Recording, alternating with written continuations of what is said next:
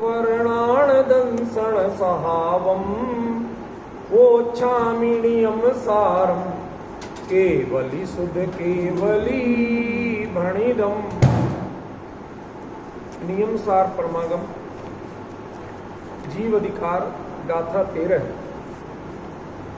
तह दंसण उगो ससहावेदर वियपदो दुवि हो केवलमिंद्रिय रहियम असहायम तम सहावमिति भणिदम। पहले अर्थ कर लें फिर अपनी चर्चा शुरू करेंगे तो ज्यादा अच्छा रहेगा।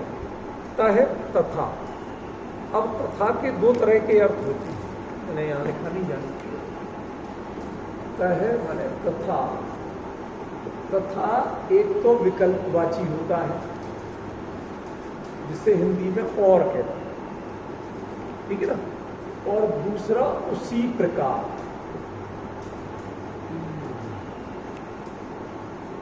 संस्कृत प्राकृत में तह या तथा के दोनों अर्थ बराबर चलते हैं, ठीक है, और भी चलता है और उसी प्रकार, माने जिस प्रकार उसी, जैसे अपन कहते हैं ना जह तह, इस सेंस में होते, ठीक है। तो यहां कौन सा है कि अभी अपन सब नक्की करेंगे, अभी तो अपन शब्दार्थ जानो, ठीक है ना। दंसण उपभोगो, दर्शन उपयोग, ठीक है, सरल एकदम। ससहाव इधर व्यपदो, अपने स्वभाव। अब देखो यहां पर भी थोड़ा सा अंतर है, जो सा है ये अपने के अर्थ में भी आता है और सहित के अर्थ में भी आता है, दोनों विकल्प हैं। आपको जब बताना है तो हर चीज हम क्लियर बताएंगे ना, कि सा का अर्थ सहित भी होता है प्राकृत में और सा का अर्थ स्व भी होगा। जब आपको स्व लिखना होगा कहीं पर तो स्व के लिए प्राकृत में सा ही लिखा जाए, ठीक है ना। और जो सामान्य सहित वाला सा है उसके लिए भी सा ही लिखा जाए। तो अब ये निर्णय करना पड़ेगा कि यहाँ आचार्य ने जो प्रयोग किया वह किस अर्थ में, स्व के अर्थ में किया या सहित के अर्थ में, ठीक है। ससहाव इधर, इधर माने स्व स्वभाव से भिन्न, इतर। अब ये भी इसी पर निर्भर करेगा कि यदि स्व अर्थ लोगे तो पर स्वभाव, और अब सहित का अर्थ लोगे तो रहित, ठीक है ना, कि जिसमें अपना स्वभाव नहीं। देखो स्व लोगे तो विपरीत क्या हो जाएगा, पर, माने पर का स्वभाव से सहित, और यदि सा लोगे तो अर्थ क्या हो जाएगा, अपने स्वभाव से सहित नहीं है। अब किसके है वो हमारे चर्चा का विषय नहीं, चिंतन का विषय नहीं, ठीक है नवीन जी।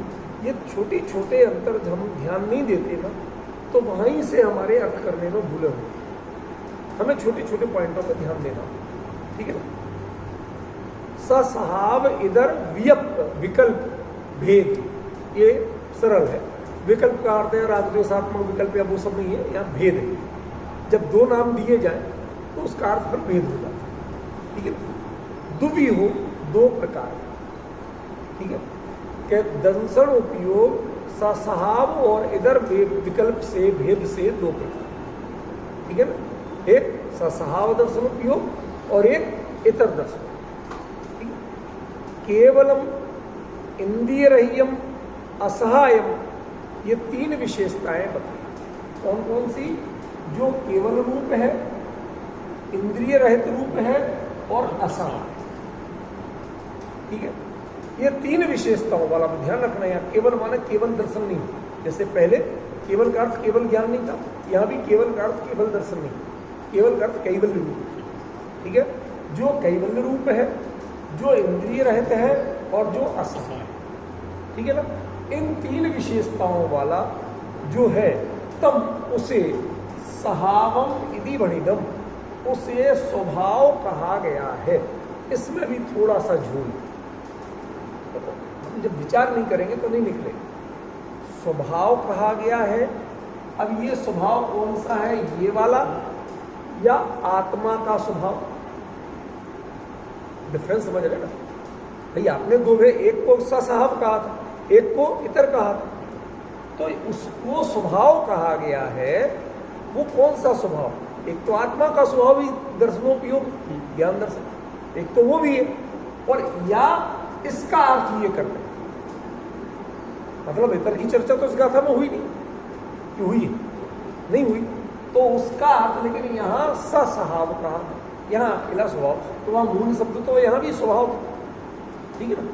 तो ये वही है, या ये आत्मा के स्वभाव वाली बात, ठीक है?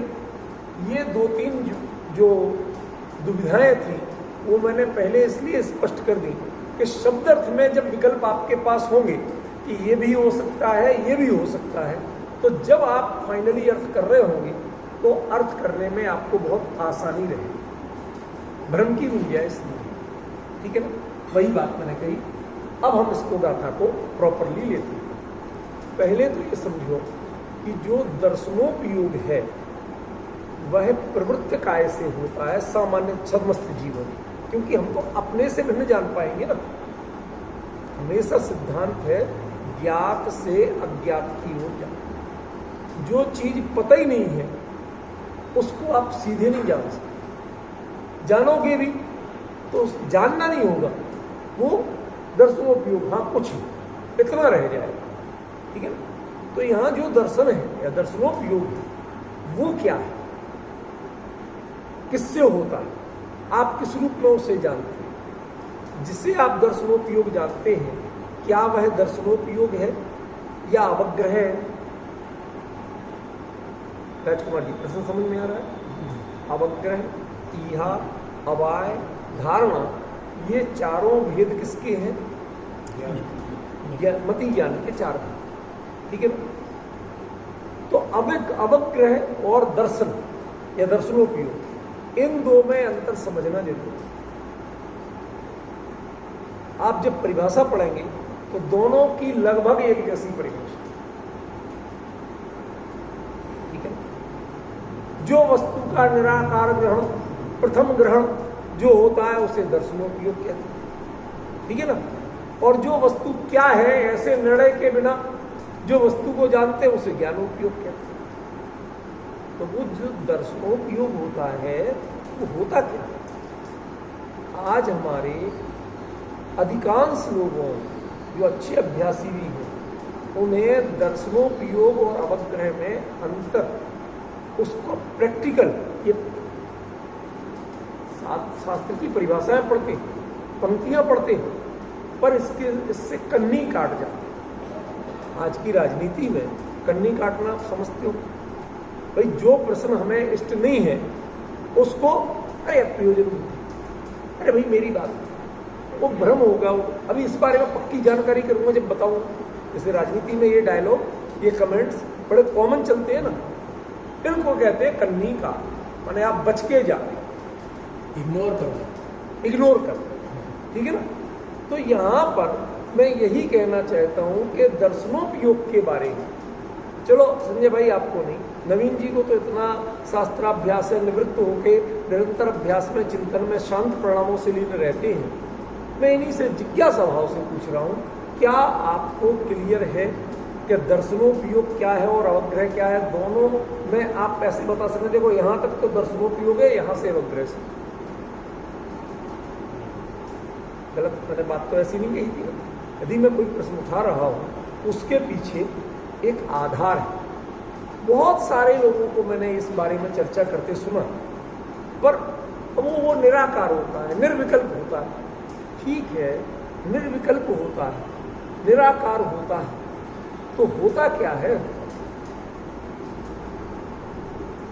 जब आप कहोगे कुछ, तो जो भी जाना, जो कुछ भी जाना वो तो ज्ञान में चला गया। फिर दर्शन ने क्या किया? और दर्शन अकेला चक्षु दर्शन नहीं है कि आंख से ही, चक्षु दर्शन भी है, बाकी इंद्रियों का भी, ठीक है, अवधि और केवल में भी होता है।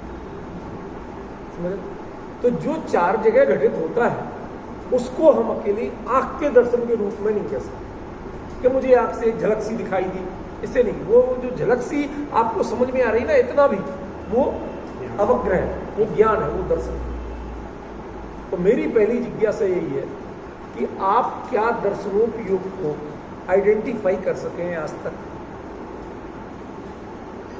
देखो, चर्चा किसी की परीक्षा वो पास फेल नहीं करनी, लेकिन हम जिनवाणी का अभ्यास करते रहते हैं, मनन चिंतन करते रहते हैं, लेकिन वो चीज आपको प्रायः पता ही नहीं है। मैं आपको एक छोटी से इसके लिए एक लौकिक दृष्टांत देता हूं, और प्रॉपर इसका नहीं है, लेकिन समझ नहीं। एक बात बता, चिट्ठी, पार्सल, कुरियर, ये तो आपके आते ही होंगे। वो देता कौन है और भेजता कौन है?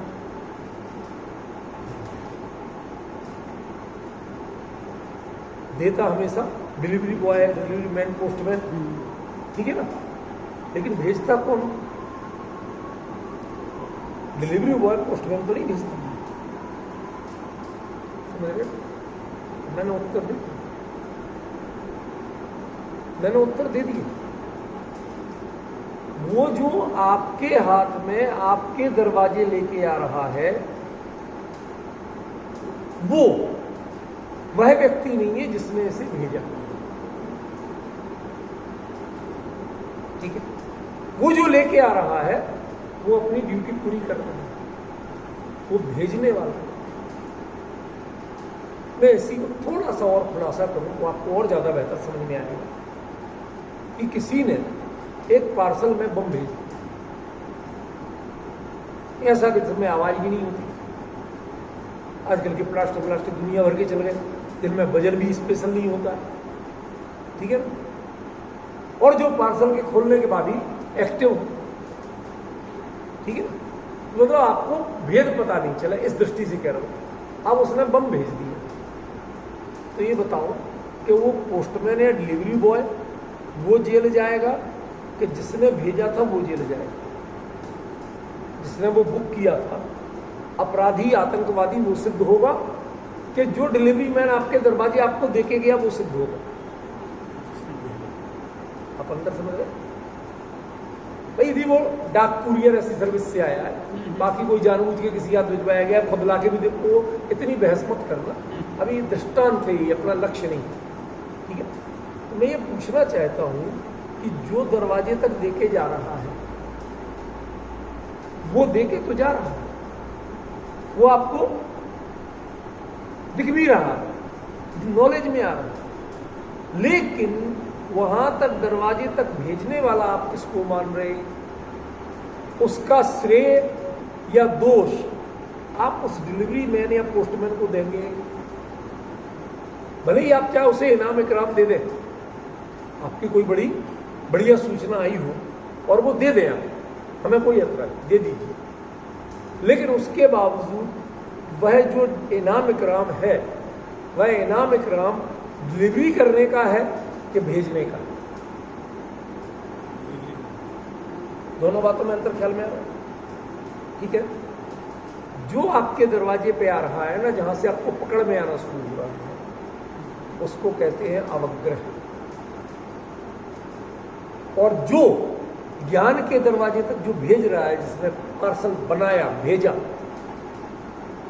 कि ज्ञान पकड़ सके, इस लायक बनाया, उसका नाम है दर्शन। इसलिए वह क्या माना गया? निर्विकल्प। वह सामने है ही नहीं, दिख नहीं रहा, समझ में? आपके पकड़ में सीधे नहीं आ रहा, लेकिन यदि किसी पे सेंडर्स नेम नहीं हो तो भेजा तो किसी न किसी ने, समझ गए? एक बच्चा दे जाए आपको, सब वो एक अंकल थे वहां खड़े थे, उन्होंने कहा ये आप क्या दिया, आपका पता पूछ रहे थे, उन्हें जल्दी थी, उन्होंने कहा बेटा आप दे दो, मैंने कहा दे दूंगा, अब मैं खेल के आया, दे दिया। तो वो बच्चा जो है ना, अननोन, जो बिना नाम के भी दे गया, तो भी बच्चा क्या है? ज्ञान, अवग्रह ज्ञान। और जिसने भेजा था, जिसके बारे में आपको पता नहीं, पर इतना पक्का पता है कि कोई ना कोई था जिसने भेजा। ठीक है, आई डोंट नो, जब हम किसी बारे में कहते हैं कि आई डोंट नो, उसका मतलब मैं नहीं जानना होता है कि मैं स्पष्ट नहीं जानता हूं क्या होता। इतना तो आप जानते ही हैं कि ये चीज होती है, ये व्यक्ति होता है, कोई ना कोई, ठीक है, लेकिन उसके बारे में आपको निर्णयात्मक, परीक्षणात्मक, स्पष्ट, या जिसको आपने सीधे जाना हो ज्ञान में, ऐसा नहीं। पॉइंट समझ रहे? ये असल में कोई बहुत सूक्ष्म तात्विक चर्चा नहीं है, ये मैं मानता हूं, लेकिन ये विषय आज इसी बहाने से ही हम पहचाने तो सही कि दर्शनोपयोग और ज्ञानी उपयोग में अंतर क्या है, ये अपना फंक्शन कैसे करता है और ये स्टैंड कहां करता है और ज्ञानोपयोग की सीमा कहां से चलती है। चाहे वह कि अस्पष्ट हो, लेकिन जो विकल्प को उत्पन्न करके जाता है, विकल्प को देके जाता है, जो आर्टिकल को देके जाता है, आपको दिखता क्या? पार्सल या उसके अंदर का बम? पार्सल दिखता। आगे आप डरोगे तो किससे डरोगे? पार्सल से डरो। ऐसे ही वो आया था, समझ गए? अंदर की चीज आपको दिखेगी। तो जो पार्सल है वह किसने भेजा, काय का है, अंदर क्या, कुछ पता नहीं, आपका निर्णय नहीं, उसके बावजूद दिखा तो था ना। वो दिखना माने ज्ञान, अवज्ञ, ठीक है ना। और ये आपको पता है कि ये इसके अंदर कुछ ना कुछ है, ये भी अवज्ञ है, लेकिन वो क्या है, किसने भेजा है, क्या स्वरूप है, इसके बारे में कोई विकल्प आपका, ठीक है। क्या है, क्यों है, इसका उत्तर जो देगा वो इहा होगी, अवाय होगी। चार ज्ञान तो पता है, याद है परिभाषा है अच्छी तरह से, नहीं तो मैं दोहराऊं, ठीक है ना। तो जो अवग्रह, इहा, अवाय और बाद में धारणा एक अलग चीज है। ये जो तीन प्रक्रियाएं होती हैं, ये किसमें होती है? जब कोई वस्तु या कोई विषय हमें विकल्पात्मक ज्ञान का केंद्र बनता है, ये प्रक्रियाएं तब होती, ठीक है ना। लेकिन इनको, उस वस्तु को या उस विषय को ज्ञान के द्वार तक पहुंचाने वाला कौन होता है, भेजने वाला कौन होता है, जो कहीं किसी भी सीसीटीवी में आइडेंटिफाई नहीं होता है, वो कौन है, जो किसी विकल्प का विषय नहीं बन पाता, वो कौन है, उसका नाम दर्शन। ये परिभाषा नहीं बता रहा हूं, आपको उसके नजदीक तक ले जाने की कोशिश करते हैं। हम किसी चीज को स्टेप बाय स्टेप ही समझ सकते। ये मैं बड़ी दृढ़ता से कह रहा हूं कि आज की डेट में अधिकांश बड़े शास्त्रीय विद्वान भी दर्शनोपयोग को परिभाषित करके, शब्दों में आचार्यों के शब्द बोल देंगे, लेकिन आपको समझा सके, जैसे अवग्रह या अवाय धारणा समझा देते हैं, ऐसे दर्शनोपयोग नहीं समझा सकते। दरअसल हम लोगों ने जब जितना पढ़ा, उस समय हमको भी नहीं पढ़ाया गया, स्पष्ट नहीं समझाया गया कि ये वास्तव में है क्या। परिभाषाएं रटाएगी, परिभाषाएं रट ली, परिभाषाएं लिख दी, पास भी हो गए, टॉप आ गए, लेकिन उसके बावजूद कमी क्या रही? सबसे बड़ी कमी जो रही वो ये, समझ रहे?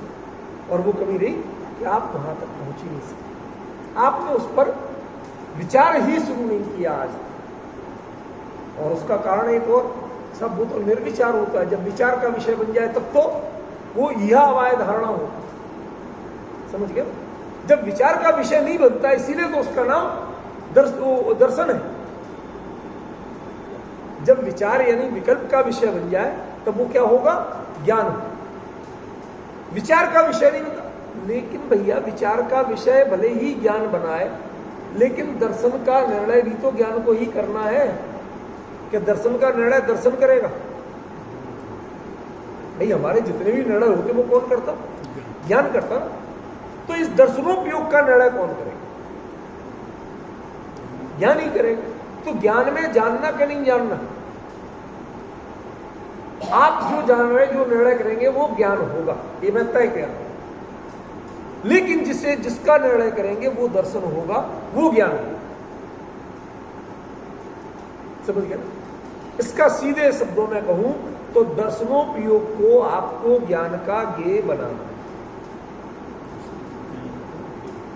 माने अपने ज्ञान से आज दर्शनोपयोग को जानना।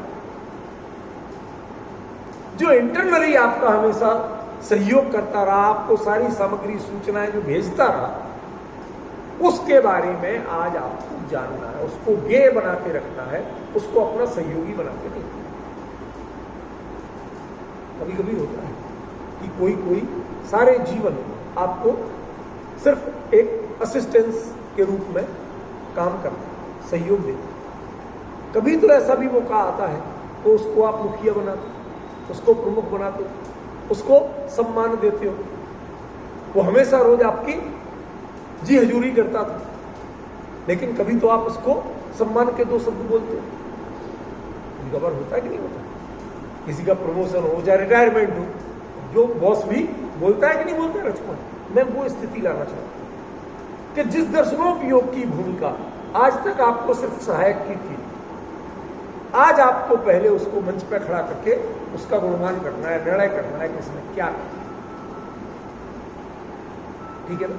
इसको आप किस रूप में पहचान, ठीक है ना? ये निर्णय यहां। तो फिर से लौट के चलते हैं। ये तो प्रश्न हुआ कि फिर दर्शनोपयोग है क्या? ठीक है? समस्या क्या है कि जो ज्ञान का विषय बनेगा वो ज्ञेय तो हो जाएगा, लेकिन वो दर्शनोपयोग नहीं। हम ज्ञेय के रूप में दर्शनोपयोग की चर्चा कर रहे हैं, एक अलग चीज, और दर्शनोपयोग को दर्शनोपयोग के रूप में जाने,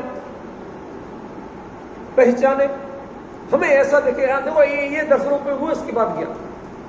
दरअसल ये व्यवस्था संभव ही नहीं। क्या कहा? ये व्यवस्था संभव ही नहीं है कि आप ऐसे पहचान सके यहां तक दर्शनोपयोग है, इसके बाद ज्ञान का काम शुरू होगा। क्यों? क्योंकि जीव को जो विकल्पात्मक रूप में जो पकड़ में आता है, उस सब का नाम ज्ञान है, दर्शन नहीं। इसीलिए मैंने आपको एक सटीक दृष्टांत दिया कि सेंडर्स कोई और है और डिलीवरी करने वाला कोई और। डिलीवरी जो डोर स्टेप पर शुरू होती है वो है अवग्रह,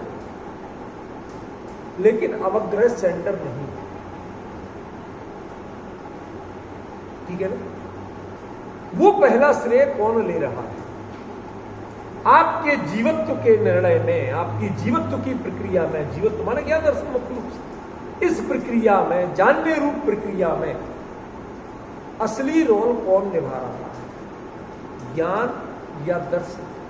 विवेक के सारे काम ज्ञान कर रहा है, लेकिन यहां तक पहुंचा कौन? समझ रहे हैं? वो पहचान क्या आपको है?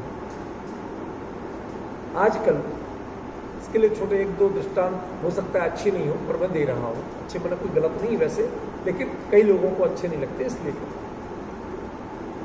बहुत सारे लोग आज शूद्र जल, शूद्र अन्न, इनके त्यागी बनते अपने आप को बड़ा भारी धर्मात्मा या श्रेष्ठ मानना चाहिए। यद्यपि मैं इस चीज का सैद्धांतिक रूप से कतई समर्थक नहीं हूं। क्यों? क्योंकि इसकी व्यवहारिकता संभव ही नहीं। जो गेहूं आप ले रहे हैं किसके खेत में पैदा हुआ था? आपके पास कोई है? उसके बोने वाला हाथ किसका था? वो शूद्र नहीं था, इसकी गारंटी है आपके पास। उसको पानी देने वाला हाथ किसका था? है आपके पास कोई पहचान? गुड़ाई निराई करने वाला हाथ किसका था? है आपको पहचान? जो खाद डाली थी और वो खाद किसने बनाई थी? तुम तो कंपोस्ट की बात करते हैं, यूरिया की, तो वो किसने बनाई थी? वो जाति उसकी क्या थी? है आपको पहचान? कुछ नहीं है। कितने लोगों का हाथ लगा और आपने हाथ में लेके इसे ब्राह्मण का अन्न, उच्च जाति का अन्न कह दिया। पकाने की प्रोसेस में आपने कह दिया, लेकिन उगाने की प्रोसेस किसकी थी? आपके हाथ तक पहुंचाने की प्रोसेस किसकी थी? पूरी खेती दर्शनोपयोग है। पचाने, पकाने और खाने की जो प्रक्रिया और जो बनता है पकवान, वो पूरी प्रक्रिया का नाम ज्ञान है। यदि किसान खेत में पैदा कारोबार करना, खेती करना, बोना, खेत पानी देना, निराई गुड़ाई करना, खाद देना, ये छोड़ दे, ये प्रक्रिया बंद हो जाए, तो आपकी टेबल पे क्या पहुंचेगा? किसे आप शूद्र और शूद्र का अन्न कहेंगे? बड़ा डिफरेंस समझ रहे हैं? माने दर्शनोपयोग की भी इतनी बड़ी भूमिका है जो कभी चर्चित नहीं होती। आपके हाथ में लगते ही अन्न ब्राह्मण का अन्न या उच्च वर्ण का अन्न हो जाता है, लेकिन वह पैदा किसने किया था, किन परिस्थितियों में हुआ था, वो सारे आपके विकल्प से अतीत है, विकल्प से पार है। आपके पास विचार करने की कोई परिस्थिति नहीं है। खेत में काम करने वाले मजदूर, किसान किस जाति और वर्ण के हैं, किसी ने आज तक तय किया? उच्च वर्ण के लोगों ने खुद हालांकि क्या बताइए, खुद निराई गुड़ाई की, रात को जा जाके पानी खेतों में उन्होंने लगाया। तो वो सारी प्रक्रिया भी हुई थी कि नहीं? और वो प्रक्रिया कम है क्या?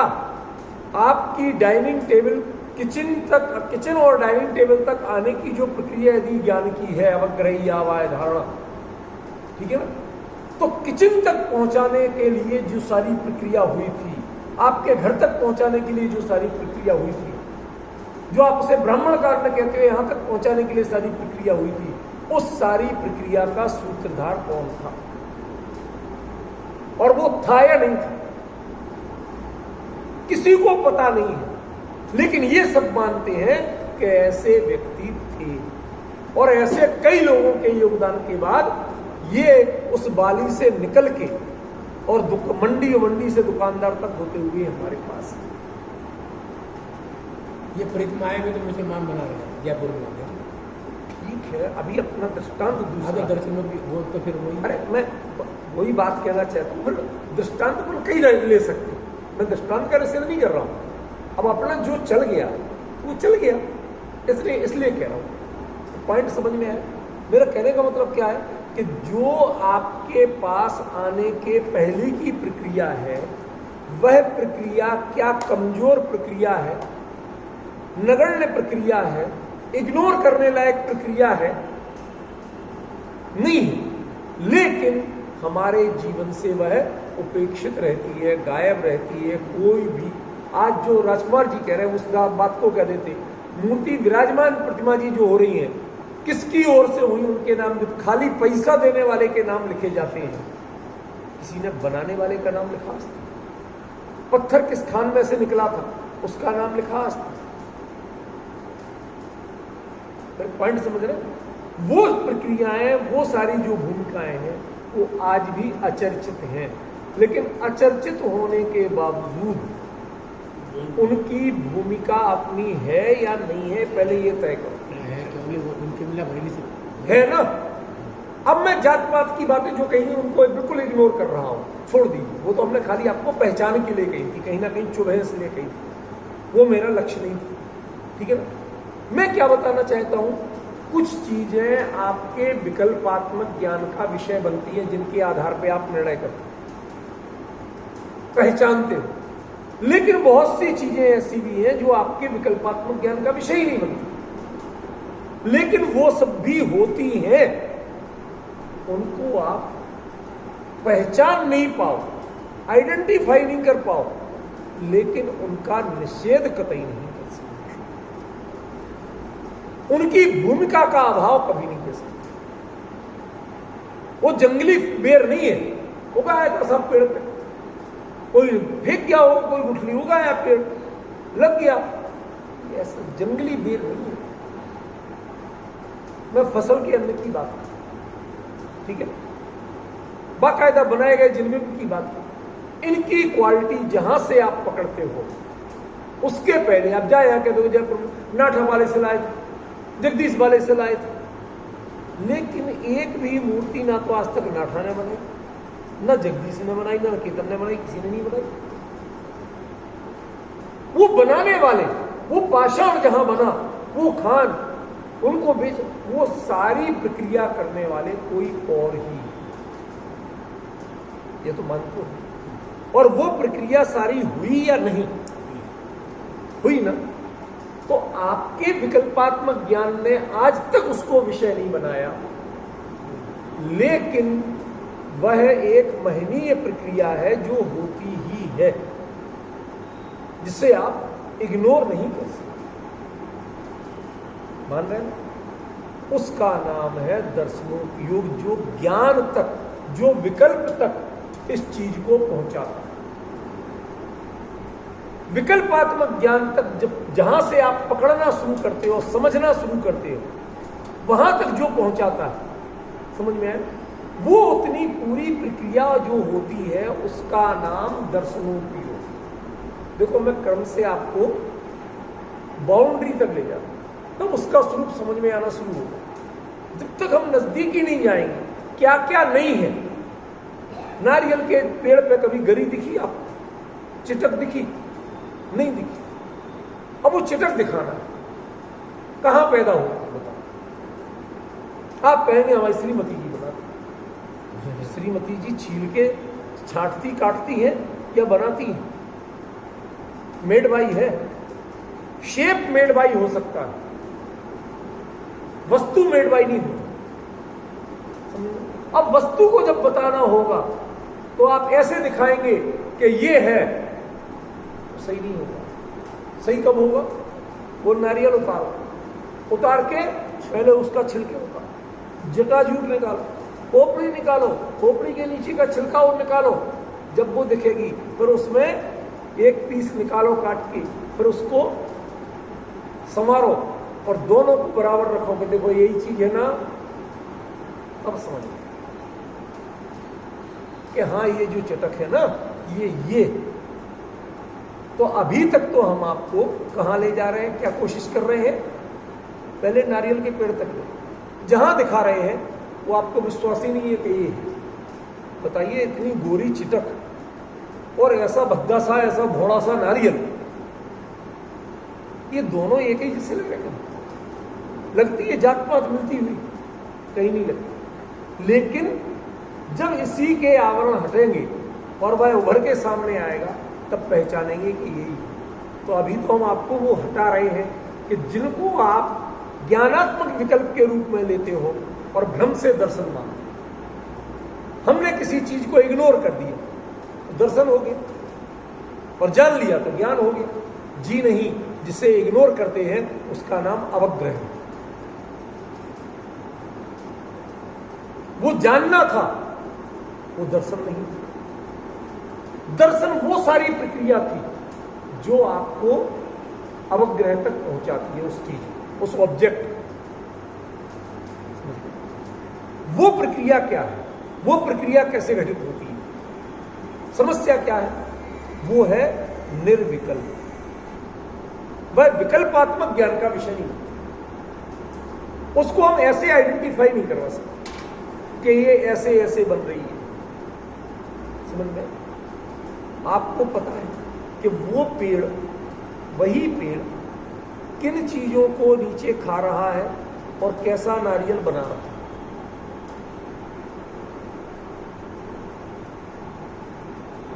मैं थोड़ा सा फितूरी हूं, कुछ कुछ चीजें कभी कभार देखता रहता। तो अभी मैंने एक देखा, तो कृषि संबंधी भी कोई चीजें आती हैं, तो वो कहते कि जिस चीज में आपको तीखी मिर्ची लेना है, कई बार उसमें खाद मीठी डालना है ऐसी चीजों की, और जिसमें मिठास लेना है उसमें बेहद गंदी सड़ी ऐसी चीजें डालना है, बदबूदार, जिनके पास खड़े भी नहीं हो सकते, उनमें मीठी खाद नहीं मिलती। क्यों? वो तत्व, वो पेड़ का गुण है, वो उसको उसमें कैसे कन्वर्ट करता है। लेकिन वो पेड़ का भोजन वो है प्रिय भोजन, जितना अधिक वो मिलेगा उतने अधिक मिठास बनाएगी, जितना अधिक ये मिलेगा उतने अधिक वो मिर्ची तीखी होगी।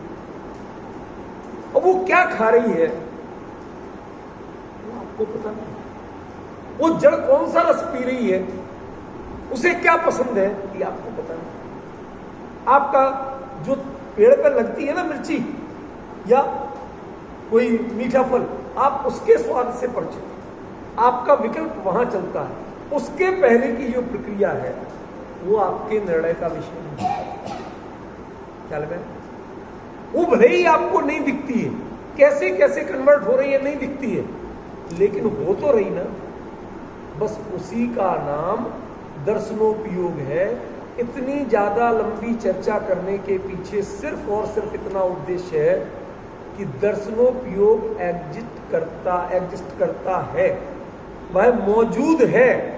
आप उसे ये है ऐसा आइडेंटिफाई नहीं कर पाए तो भी वो है, और ना केवल है बल्कि ज्ञानोपयोग को जीवित रखने में सबसे बड़ी भूमिका। ज्ञेय को ज्ञान तक, ज्ञेय की ज्ञेय संज्ञा चरितार्थ करने और ज्ञान की ज्ञान संज्ञा चरितार्थ करने में सबसे बड़ी भूमिका जो निभाता है उसका नाम दर्शनोपयोग।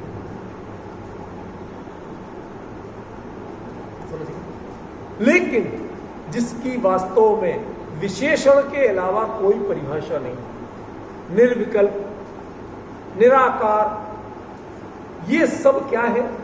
विशेषण है, ये वस्तु नहीं। निर्विकल्प और निराकार क्या है? विशेषण है, ये वस्तु नहीं है, ये वस्तु का परिचय नहीं है। समझे ना? वस्तु का तो नाम बताओ क्या है, वो आज तक किसी परिभाषा में किसी ने नहीं कहा। सबने विशेषण कहे, ठीक है ना?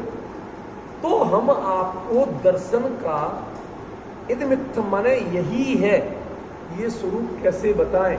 लेकिन एक बहुत बड़ी प्रक्रिया है जो अनिवार्य रूप से होती है, जो ज्ञान को ज्ञान बनाती है। भाई ये के बिना, जाने बिना ज्ञान की ज्ञान संज्ञा कैसे होगी? उसका ज्ञान नाम कैसे पड़ेगा? वो गुण हो सकता है और सब कुछ हो सकता है, ज्ञान नाम कैसे पड़ेगा? आपने उसे ज्ञान क्यों कहा? किसी ना किसी ज्ञेय को जाना ना, तब तो ज्ञान कहो। जो जाने ही नहीं तो उसे ज्ञान कैसे कहोगे? मेरी समस्या समझ में आ रही? ऐसे ही उसका नाम दर्शनोपयोग है, ये आप कैसे जानो? पंकज बाबू आज बहुत लेट हो गए, एक बहुत अहम विषय चला है। वो विषय ये चला कि दर्शनोपयोग होता क्या। आपने दो ही विशेषण पढ़े होंगे, निर्विकल्प और निराकार। जो निर्विकल्प और निराकार होता है वो दर्शनोपयोग है, और जो सविकल्प साकार होता है वो ज्ञानोपयोग। अरे ज्ञान के सविकल्प साकार के तो सारे आपको भेद पता है, अवग्रही आवाज सबकी परिभाषा है। लेकिन दर्शनोपयोग के वास्तव में जो दो भेद हैं, वो दो भेद मूल के भेद हैं ही नहीं है इसमें, वो मूल के भेद नहीं है। जैसे ज्ञान एक्टिव रोल में रहता है, ऐसा दर्शनोपयोग वैसे एक्टिव रोल का नाम नहीं, ठीक है ना? वो जड़ों से फल तक पहुंचने वाले रस की अंतरंग प्रक्रिया का नाम है, जो किसी चक्षु से नहीं, ठीक है? तो जो दर्शन है वह एक अदृष्ट चीज, अदृश्य चीज, जो ज्ञान क्या ये नहीं बनती सी, लेकिन वो उसकी प्रक्रिया अपनी अलग चल रही है। और ज्ञान के उपयोग के विषय जो जिससे ज्ञेय कहते हैं और ज्ञान, वो प्रक्रिया अलग चल रही है। लेकिन महत्वपूर्ण प्रक्रिया है दर्शनों की, वो भी होती है। इसके लिए कई दृष्टांत दे चुका हूं, सारा रिपीट नहीं करूंगा मैं।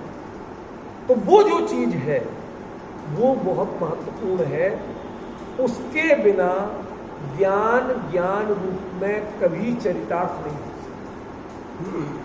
किसी भी ज्ञेय के जानने के लिए ज्ञान प्रवृत्त नहीं हो सकता यदि दर्शनोपयोग उसके लिए उस आर्टिकल को सामने लाके नहीं दे। अब जब तक वो ज्ञान को अस्पष्ट है तो अवग्रह, उसके बारे में जानने की इच्छा तो ईहा, जान के निर्णय कर लिया तो अवाय, और पक्का रख लिया तो धारणा। ये सारे भेद आपके कब घटित होते हैं कि जब कोई चीज आती है। और वो लाता कौन है? वो लाता दर्शकों, ख्याल में वो सारी जो अदृष्ट प्रक्रिया है वो दर्शनों की। इसलिए यदि इस स्थिति में देखा जाए तो शायद विकल्पात्मक ज्ञान से ज्यादा महत्वपूर्ण और बिना, जिसे कहते हैं हरकत नहीं, कोई आपको पता नहीं चल रहा, पर उनकी साइलेंट प्रक्रिया जो चलती है वो दर्शनों की। कई चीजों की हरकतें, कई चीजों के एक्शन हमें दिखाई देते, वो सब ज्ञान है। दर्शन का वो एक्शन और प्रोसेस आपको दिखाई नहीं देती, पता नहीं चलती। इसलिए मैं कहता हूं कि दर्शनोपयोग वास्तव में केवल ज्ञान गम्य है, केवल ज्ञान गम्य है। क्यों? केवल ज्ञान ही अदृश्य माने जो इंद्रिय गोचर चीज है उसको जान सकता है, जो विकल्प अगोचर चीज है उसको जान सकता है। निर्विकल्प, निराकार और इंद्रिय से अगम्य ऐसे पदार्थों को क्षोभसम ज्ञान नहीं जान सकता, मात्र केवल ज्ञान जान सकता है। और दर्शनोपयोग ऐसा ही है। इसलिए दर्शनोपयोग वास्तव में ज्ञेय के रूप में तो केवल ज्ञान गम्य है। हम सिर्फ ज्ञेय का अभ्यास कर रहे हैं, उसके नजदीक जाने की कोशिश, पहचानने की कोशिश कर रहे हैं। ऐसे समझ लो हम लोग वो हैं कि जो पाषाण से अतिरिक्त किरचे हटा रहे हैं, भगवान नहीं बना रहे। क्या कहा मैंने? अतिरिक्त किरचे हटा रहे हैं, पत्थर के टुकड़े, लेकिन भगवान नहीं बना रहे। क्यों? जो उसे भगवान मान के पूजेंगे उनका आचार और व्यवहार, उनकी मर्यादाएं, उनके शिष्टाचार एकदम अलग होते हैं। आपके यहां जिनबिंब को कभी लिटा सकते हैं? पता है आपको? नियम है, किसी भी स्थिति में जिनबिंब को लिटाया नहीं जा सकता। प्रोटोकॉल है आपका, प्रमाद का प्रतीक है वो। अनंत पुरुषार्थ के धनी, अनंत बल के धनी, अनंत अप्रमादी जो है उनको आप प्रमाद मुद्रा में नहीं रख सकते। लेकिन जो बनाने वाला बनाएगा वो तो पौधा भी करता, क्योंकि पीछे पीठ को कैसे बनाएगा? बात समझ रहे मेरी? नहीं समझ? वो दाएं भी करेगा, बाएं भी करेगा, उस पर बैठेगा भी कि नहीं करेगा? अब वो जो उससे कहो कि तुमने भगवान बनाए, तो भगवान क्या होता है जानता भी है, वीतरागता क्या होता है जानता भी है, तो उसका निर्माता बना रहा है। आपकी जेब में क्या हो रहा है? उसका विकल्प मत करो। मेरे पॉइंट समझ रहे हैं? क्या कहा मैंने? जो कुछ भी है, क्या वह जानता है, क्या वह पहचानता है? पक्की बात। वही तो मैं कहना चाहता हूं कि जो कुछ भी है, जो वो जानता और पहचानता भी नहीं है, वह होता है कि नहीं होता है? समझ गए? इसलिए मैंने कहा था कि इसको जानने और पहचानने वाला तो केवल ज्ञान होगा। क्यों? ये अतीन्द्रिय, निर्विकल्प और निराकार को जानने की, ये के रूप में जानने की। ध्यान रखना, ज्ञान के दो रोल हैं, दो रोल। महत्वपूर्ण बात बता रहा हूं। एक अनुभव और एक ज्ञेय को के रूप में जानना। जितने भी पर होते हैं उनको वह ज्ञेय के रूप में जानता है, और जो निज होता है, निज कभी ज्ञेय नहीं होता, निज का अनुभव।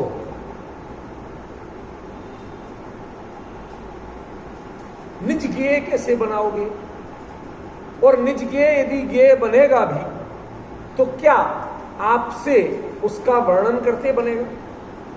कभी आपसे कहे संजय भाई अपना परिचय दो, खड़े हो, क्या क्या खूबियां हैं आप? ऐसा मैं तो बता देता हूं, किसी को वो दे दे तो बढ़िया है। तो मेरे लिए क्यों घर में डालना है? मैं अपना प्रशस्ति पत्र खुद पढ़ूं? आप डिफरेंस समझ रहे हैं? नहीं कर सकते। केवल ही अपने स्वरूप को प्रदेश प्रत्यक्ष जानते हुए भी उसे वह कभी भी ये नहीं कहेंगे अनंत प्रदेशी हूँ। अनंत सुखमयता का वेदन करते हैं, वह अनंत प्रदेशता का वेदन नहीं करते। क्या कहा मैंने भाई, समझ में आ रहा है? ज्ञेय के रूप में जब जब होगा तब तब वह सामने खड़ा होगा, वह तन्मय नहीं। और जिसको तन्मय कर लोगे, आत्मसात कर लोगे, जिसे आत्मसात कर लोगे, वह ज्ञेय के रूप में सामने होगा। जब रसगुल्ले का स्वाद लेते हो ना, तब वह आपके चक्षु का ज्ञेय नहीं बनता। और यदि उसे निकाल के चक्षु का ज्ञेय बनाओगे तो वो स्वाद नहीं रहेगा, दोबारा खा नहीं सकते। समझे? ये दो स्थितियां भिन्न भिन्न हैं। इसलिए दर्शनोपयोग केवली के ज्ञान का ज्ञेय बन सकता है, छद्मस्त के ज्ञान का ज्ञेय नहीं बन सकता। लेकिन आज की चर्चा का सबसे महत्वपूर्ण अंग ये है कि हमें ये पहचानना है कि दर्शनोपयोग भी एक है, उसकी पूरी प्रोसेस होती है और वह ज्ञान के ज्ञानत्व को चरितार्थ करता है, वह वो बेस प्रदान करता है जिस पर ज्ञान का पूरा महत्व, वो नींव है जो दिखती नहीं है। लेकिन उसके बिना ज्ञान का महल, कंगूरे, खिड़की, दरवाजे कुछ खड़े नहीं। समझिए? उसी के आधार पर वो आधार जो प्रदान करता है वो दर्शनोपयोग। ठीक है? वो दर्शनोपयोग सस्वभाव इधर व्यक्त दो दूरी, स्वस्वभाव और स्वभाव सहित, दो में से कौन सा अर्थ लेना? लिखा है स्व और सहित, दोनों विकल्प दी। ठीक है? तो स्वभाव और स्वस्वभाव, अपने स्वभाव, तो यहां पर अर्थ है मात्र स्वभाव।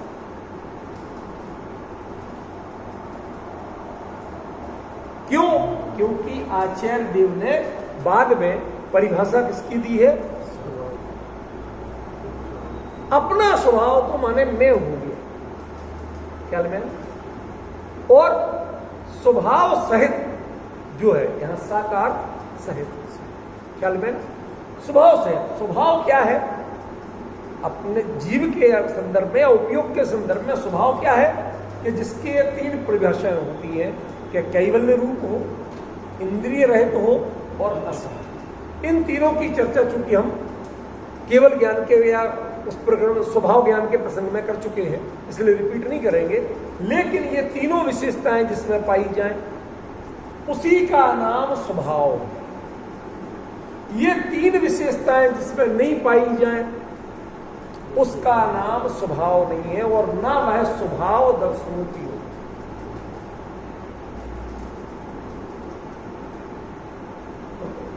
शांति से बड़े स्थिति। देखो संजय भाई, हर रोज हलवा नहीं खा सकते, न हर रोज हलवा का आकर्षण रखना चाहिए। ये दांत भी कमजोर हो जाएंगे, इनकी एक्सरसाइज तभी होती है जब चबाए जाते हैं। कड़क चने चबाते हो ना, तब इनकी एक्सरसाइज होती है। ये रोज रोज हलवा खाओगे ना, ये भी अपनी जगह छोड़ देंगे, पोपले हो जाओगे। इसलिए थोड़ी मेहनत भी किया करो। हमेशा पका पकाया माल हलवा खाने की आदत मत डालो। कुछ गुरु विषय भी हो, करो, प्रयास करो, सीखो। क्या कहा? वह जो दर्शनोपयोग है जिसकी इतनी पौन घंटे जो चर्चा कर चुके, वह दर्शनोपयोग दो प्रकार का है। पहला स्वभाव सहित और दूसरा स्वभाव रहित। अब जरा सावधान हो जाए। स्वभाव रहित, स्वभाव रहित सोच के बोलना भाई साहब। इसका मतलब क्या होगा कि चक्षु दर्शन, अचक्षु दर्शन और अवधि दर्शन, ये तीनों क्या हो जाएंगे? स्वभाव रहित। क्योंकि अकेला केवल दर्शन को ही स्वभाव सहित या स्वभाव रूप कहा। पॉइंट समझ में आना? ये निर्णय करना, ये कहना जल्दीबाजी में बहुत आसान है, पर पहचानने में बहुत बड़ी रिस्पॉन्सिबिलिटी, बहुत बड़ी रिस्पॉन्सिबिलिटी है। पंकज बाबू ध्यान रखना, चक्षु दर्शन क्या वह उपयोग नहीं? क्या वह दर्शनोपयोग नहीं है? अचक्षु दर्शन क्या वह दर्शनोपयोग नहीं है? अवधि दर्शन क्या वह दर्शनोपयोग नहीं है?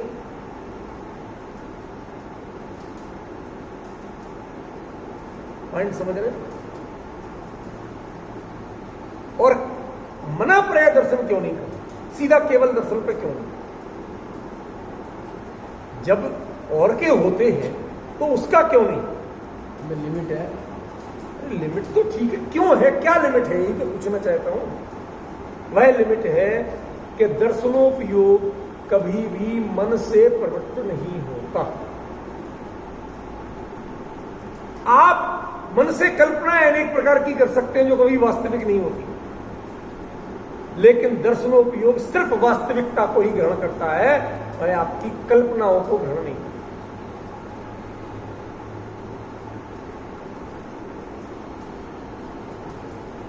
जितनी भी आपकी काव्य प्रतिभा है ना, कवि कल्पनाएं करते रहते हैं, इनको वो ग्रहण नहीं करता, वो सिर्फ फैक्ट देखता है। वास्तविकता क्या है? इसका मतलब है कि ज्ञान में जो मुख्य रूप से श्रुत ज्ञान है, उसमें अनंत संभावनाएं हैं कल्पनाओं की, जिन्हें आप कुनय और सुनय दोनों कहते हैं। किसी नए ने आज तक वस्तु का ईमानदार प्ररूपण किया हो तो बताओ। वस्तु के पक्ष को नए कहते हैं कि वक्ता और श्रोता के पक्ष को और ज्ञाता के पक्ष को नए कहते हैं। ज्ञातुरभिप्रायो नया, वक्तुरभिप्रायो नया, श्रोतुरभिप्रायो नया, वस्तु अभिप्रायो नया है क्या कहीं? मैं भारी बात कह रहा हूं, 50-70 समझ रहे ना? इसलिए मना पर्याय दर्शन नहीं है, क्योंकि मना पर्याय ज्ञान में सारा केंद्र क्या होता है? मन, विचार, विकल्प, और वह दर्शन की परिधि से बाहर है। जो फैक्ट है सो है, हम इसके बारे में क्या सोचते हैं? महावीर मेरी दृष्टि में, तुम अपनी दृष्टि को घर ले जाकर रखो। महावीर क्या है वो बताओ। तो आजकल एक बड़ी कॉमन बात है, महावीर मेरी दृष्टि में, अनेकांत मेरी दृष्टि में। तुम मेरी दृष्टि को साइड कर दो, ये मेरी दृष्टि सारी परिकल्पनाएं हो सकती है। हमें वस्तु बताओ, वस्तु का जो ग्रहण करता है वो दर्शन है, और जो उसमें विकल्पों के लिए लिबर्टी लेता है, छूट लेता है, वो ज्ञान। भले ही वो केवल ज्ञान नहीं है, पर बाकी ज्ञानों में ये सारी छूट है। क्यों? क्योंकि मति ज्ञान भी अकेले इंद्रियों से नहीं होता है, तद इंद्रिय अनिंद्रिय निमित्त। समझ गए? वहीं से मन का रोल शुरू हो जाता है, और श्रुत ज्ञान में तो पूरा है ही, ठीक है ना? अवधि ज्ञान में की भी एक सीमा है, मनोपर्याय ज्ञान की वो भी। तो ये सब मनोविकल्प पूर्वक हो रहे हैं ज्यादातर, इनमें उनका बड़ा रोल है। और दर्शनोपयोग किसी भी मन के विकल्प को किसी भी भूमिका में रंच मात्र भी प्रवेश नहीं देता। इसका मतलब है जिसमें काल्पनिकता का रंच मात्र प्रवेश नहीं है, जो प्योर वास्तविक होता है, उसका नाम दर्शनोपयोग। जो प्रत्यक्ष या परोक्ष श्रोता है, मैं गारंटी नहीं दे रहा कितने लोग इस बात को पकड़ पा रहे हैं, पर यह बहुत अहम विषय आपके बीच में है। लग रहा है कि नहीं लग रहा? वो उसमें मना पर्याय दर्शन क्यों नहीं होता? चक्षु चक्षु में तो मति सुख दोनों आ गए, अवधि में अवधि आ गया, और केवल में केवल। 4 ज्ञान आ गए, एक ज्ञान के लिए क्यों मना किया दर्शनोपयोग ने? क्यों?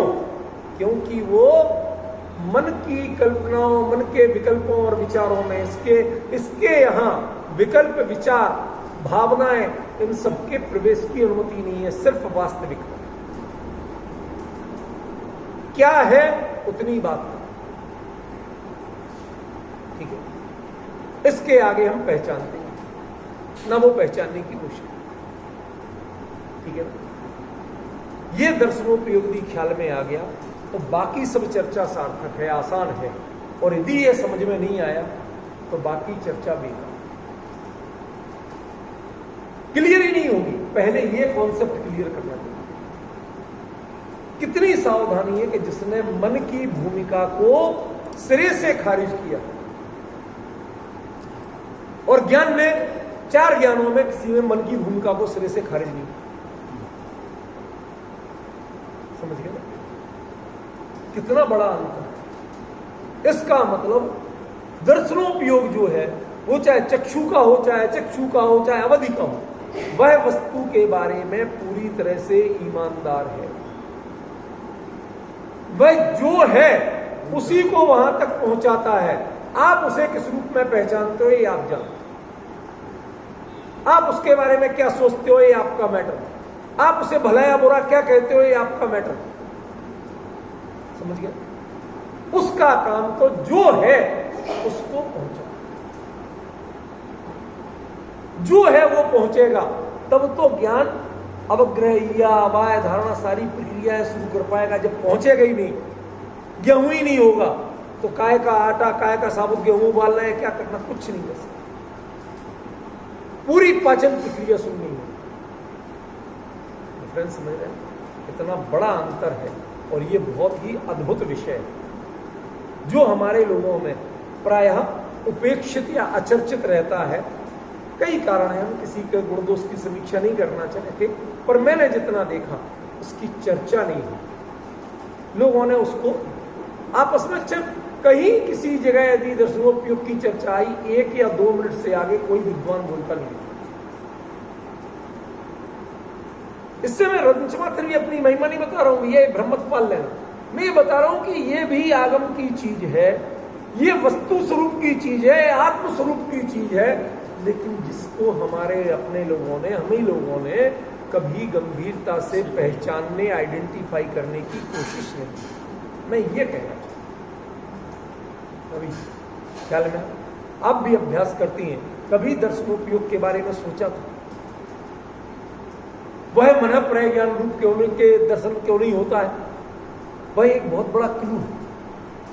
वह क्लू क्या है? वह कल्पनाओं के लिए नो एंट्री, उसका नाम दर्शन। समझ गए? सिर्फ वास्तविकता, उसका नाम दर्शन। और उस वास्तविकता को जो कल्पनाओं में प्रयोग के पेश कर देते हैं, उस सबका नाम ज्ञान, चाहे समय ज्ञान। इसलिए आपको ज्ञान में गड़बड़ियां हो सकती हैं, दर्शन में गड़बड़ियां नहीं होती हैं, बशर्ते कि उसमें आप अपनी कल्पनाओं की मिलावट करने की जगह उस मूल को पकड़ो। मूल को पकड़ो, जो करते हो, जो तुम्हारे पास आया उसको मिलावट नहीं मिलेगी। ख्याल में, और जितना करोगे उतनी मिलावट, जितनी प्रोसेस करोगे उतनी मिलावट। ख्याल में। अब इसके 2 भेद जो हैं, और वो केवल दर्शन क्या है या स्वभाव दर्शन क्या है और विभाव दर्शन क्या है, इसकी चर्चा तो विस्तार से आगे कर पाऊंगा, आज तो नहीं ले सकता, क्योंकि एक विषय को ज्यादा मिक्स नहीं करना चाहिए, फिर वो जो मूल चीज है ना वो अक्सर छूट जाए। ठीक है, तो यही आपसे निवेदन था, इस पर विचार करिए, चिंतन करिए।